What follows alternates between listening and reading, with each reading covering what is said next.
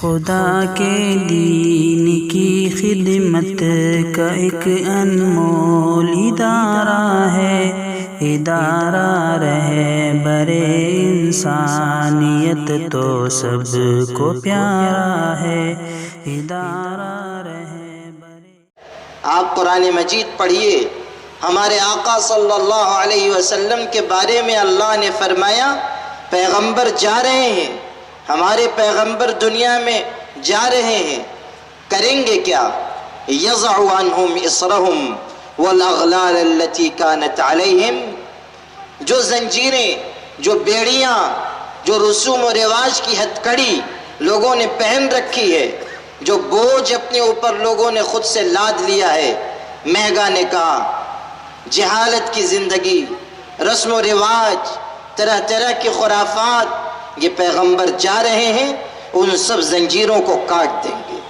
یہ پیغمبر جا رہے ہیں، یہ ان تمام رسم و رواج کو ختم کر دیں گے۔ پیغمبر جا رہے ہیں، غلام انسانوں کو آزاد بنا دیں گے۔ پیغمبر جا رہے ہیں، جو لوگ سماج کی لعنتوں میں مبتلا ہیں، یہ پیغمبر ان لعنتوں سے انہیں آزاد کرا دیں گے۔ اور سلام ہو ہمارے آقا حضرت محمد صلی اللہ علیہ وسلم پر کہ آپ آئے دنیا میں، آپ نے رسم کا خاتمہ کیا، رواج کو مٹایا، جاہلیت کو دفن کر دیا، ایک پاکیزہ نظام عطا کیا، سادگی کا نظام، آسانی کا نظام، عافیت کا راستہ وہ عطا فرمایا۔ لیکن افسوس کہ جیسے جیسے زمانہ گزرتا جا رہا ہے ہم اس نظام سے الگ ہوتے جا رہے ہیں۔ اب من کی چاہتے ہیں، ہماری بہنیں بھی سن رہی ہیں، گھر میں اگر مرد یہ کہتے ہیں کہ کم خرچ کے ساتھ نکاح کروا دو، تو ہماری بہنیں، مائیں، عورتیں کہتی ہیں نہیں نہیں، نکاح تو ایک ہی مرتبہ ہوگا، ارمان نہیں پورے ہوں گے تو نکاح کیسے ہوگا؟ ارمان پورے کیے جائیں۔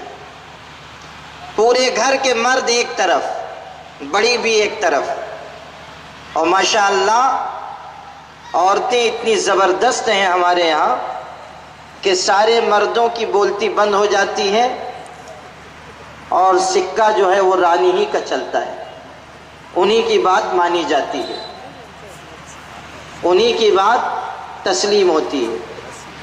ابا جان بھی ڈر جاتے ہیں کہ اگر بات میں نے ابھی نہیں مانی تو دوسرے کا گھر تو بعد میں آباد ہوگا، میرا گھر پہلے اجڑے گا، مصیبت مجھ پہ آئے گی۔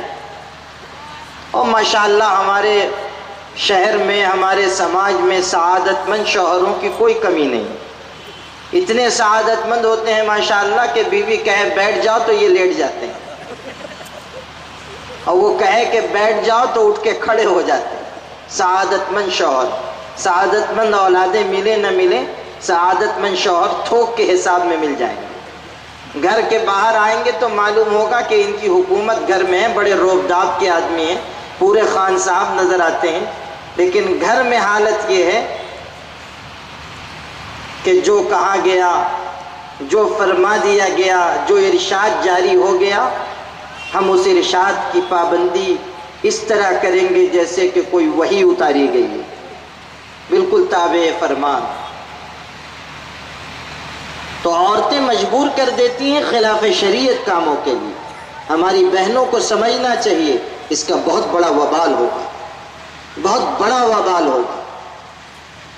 اللہ کے دین پر اگر لوگ چلنا چاہتے ہیں اور عورتیں رکاوٹ بنیں، قیامت کے دن پکڑی جائیں گی، قیامت کے دن انہیں جواب دہ ہونا پڑے گا۔ رسم و رواج کی پابندی اور اس کے بڑھنے میں، پھیلنے میں بہت بڑا ہاتھ عورتوں کا ہوتا ہے۔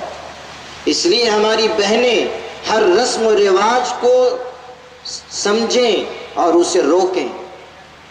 ہماری بہنیں ارادہ کریں کہ رسم و رواج ہم اپنی زندگی سے، اپنے گھر سے، اپنے معاشرے سے نکالیں گے۔